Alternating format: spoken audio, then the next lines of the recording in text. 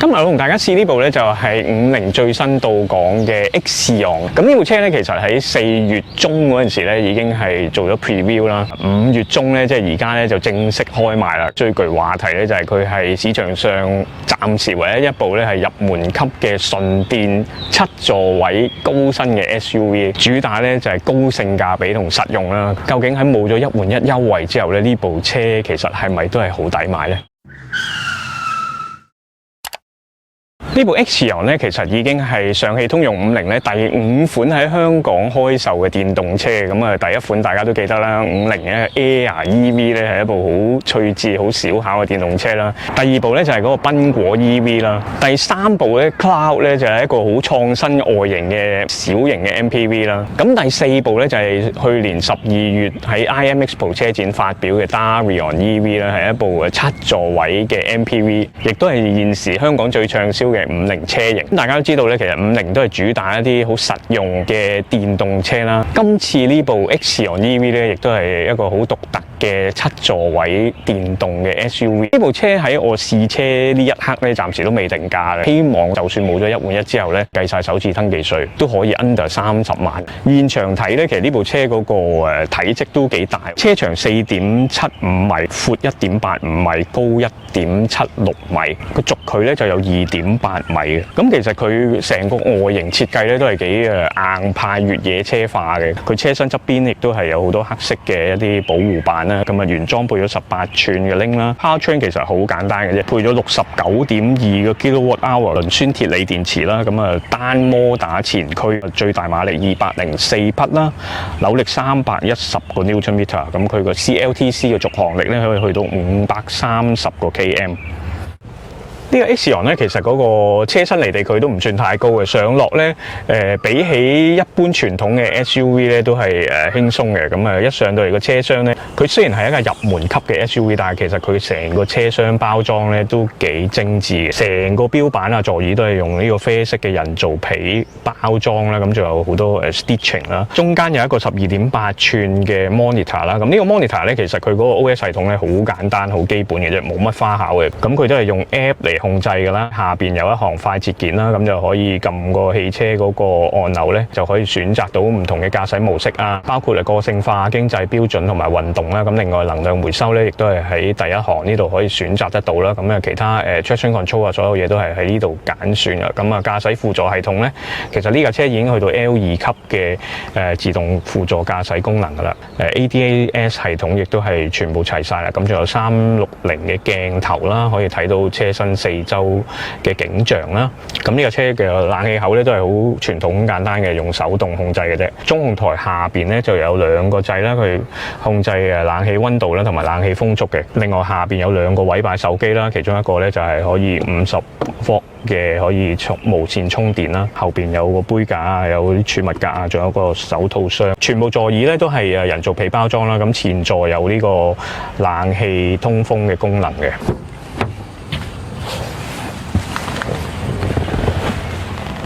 上到嚟中排呢個座椅位置咧，其實個腳位空間都係好合理嘅，即係以一部7座位嘅 SUV 嚟講咧，咁而家我中排呢張凳咧就褪到最後嘅，個地台其實都幾高嘅，好彩咧呢個座椅其實都夠高啊，即係個坐墊位置，咁其實啱啱好晾到隻腳咧，舒服嘅。咁呢個座背咧其實可以仲褪到125度嘅，佢話接近嗰個零重力嗰個效果啦。咁如果後排要坐人呢，咁中排就可以手動去褪前多少少啦，咁留翻多啲位置俾佢尾排嘅乘客啦。咁後排另外呢都有一個風口控制啦，其實佢個風口呢喺個天花板兩邊嘅。咁中排其實嗰個外望視野都幾廣闊嘅，咁上面仲有個天窗啦。第3排乘客上落呢，就首先要翻起中間呢個座椅呢個部分啦，上落咧即係以我嘅身形嚟講咧就唔算太辛苦啦。咁坐咗入後排呢度咧都係要屈曲少少啦隻腳，但係個腳位咧我覺得即係比起好多5+2座位嘅 SUV 咧都係合理嘅。第3排都有上面都有一個冷氣嘅風口啦，有個杯架啦，後邊坐2個成人咧，其實個空間都算係合理嘅。呢個車咧原裝係有電動尾門啦。啦。如果將所有嘅座位拍貼晒佢咧，佢嘅尾箱最大空間咧可以達到1945個 litre。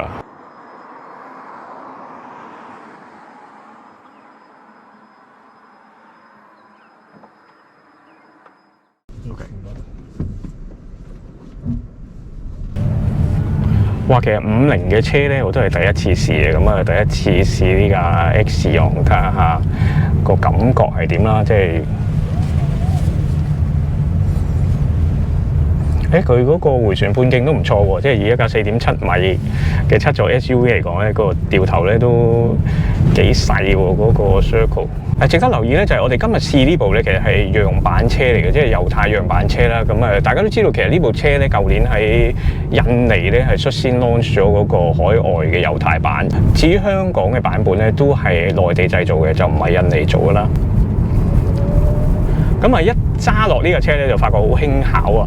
即係同好多咁嘅 size 嘅4驅 SUV 比較咧，就算係汽油咧，都好似重過佢好多。咁呢架車咧，其實個車重咧1.7噸左右，咁所以一揸落咧，你就發覺哇比起其他電動 SUV 係輕好多。一如其他嘅50，即係上汽通用50嘅車咧，其實佢都係走一啲比較實用入門嘅路線啦。其實呢架車嗰個 powertrain 好簡單嘅啫，即係前置摩打前驅，咁個馬力都唔係好大，204匹啦，同埋300鬆啲嘅 Newtonmeter 扭力啦。其實佢踏進電門咧，其實嗰個力量都唔錯，其實已經好過好多汽油嘅7座位 SUV。我覺得佢嘅力量感甚至係好過新款嘅 Prado 2.7添，即係起碼一踏油門，佢已經有一個都幾充沛嘅扭力，有一個加速嘅推進力啦。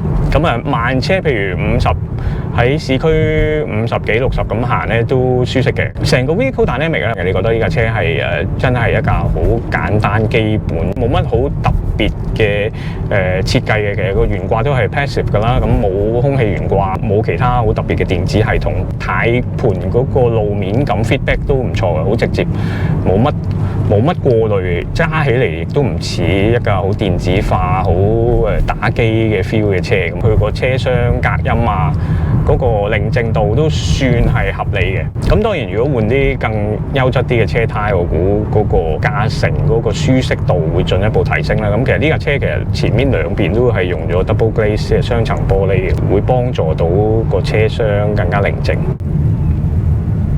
咁我而家試下用嗰個運動嘅模式。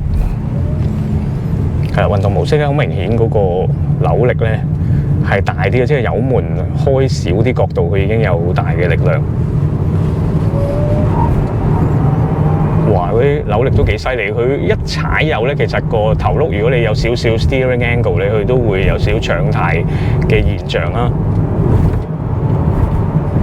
都唔係慢嘅，其實呢部車即係以一部4.7米嘅 SUV 嚟講係好爽㗎啦，已經即係揸開汽油車嘅人咧，跳上呢啲車已經，我覺得夠晒㗎啦，啲力已經。咁呢架車唯一一個問題係佢係比較高身啲啦，始終佢係 SUV 造型，一上到速度或者嗰個路面好 bumpy 咧，避震咧其實都係我覺得有啲浮搖嘅。感覺上咧，呢架車俾我啫，佢用一個比較硬啲嘅吸震筒，但係個 spring 即係個彈簧咧係比較軟啲嘅，咁所以個 body roll 會大少少。咁始終呢啲車都唔係一架即係好高性能嘅跑車啦，唔係我哋掟彎啊或者享受速度樂趣嘅車，佢始終都係一架以日用代步為主嘅實用型7座位 SUV。咁所以嗰個調校上都係比較佢，我覺得佢偏向咗即係中低速啊城市用途嗰個舒適為主嘅。咁呢架車我唔中意係咩咧？就係佢可能呢架係一架樣板車咧，右軚板個左腳嗰度冇一個 footrest 身體支撐，唔係咁理想啦。咁可能遲啲會加翻個腳踏。另外就係個車胎個路噪咧，其實好多國產車都有呢個問題。佢用嗰啲胎咧，我唔知係香港啲路可能比較 rough 啲定點樣啦。即係因為而家內地啲路好靚，咁所以好明顯嘅。即係如果你用啲普通少少質素嘅輪胎，香港呢個環境咧，嗰個路噪會好大。即係好多代理如果入車嗰陣時，可以即係建議廠方安翻啲高級少少嘅輪胎，會令到成個乘坐啊或者駕駛體驗會好好多。Brake 嚟講咧，佢其實都夠嘅，因為佢有個 Regen 咧，我覺得我而家喺標準嘅 Regen 模式其實都非常之唔錯。咁如果喺迴旋處比較快啲咁入彎咧，其實佢都有個推頭嘅傾向，但係因為呢種胎個 grip 唔係咁大咧，其實佢有好多嘅時間俾你去準備啦，去話俾你聽個車已經去到極限啦咁樣，咁所以好安全嘅車。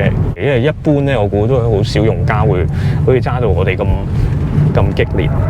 係啦，即係唔會咁樣揸咁，所以我覺得其實冇乜大問題嘅呢啲車，佢係 capable 嘅，只係條胎去到咗個極限咁解啫。呢個車我中意佢就係簡單輕巧直接咯，即係我都講過啦。其實如果即係我買國產車，我都會買啲唔需要咁 sophisticated 嘅車，因為始終國產車嗰個二手 value 咧都未有一個標準。咁其實你買啲中低價嘅國產車，即係我嚟用嘅，享受佢嗰個實用性咧，我估係最明智咯。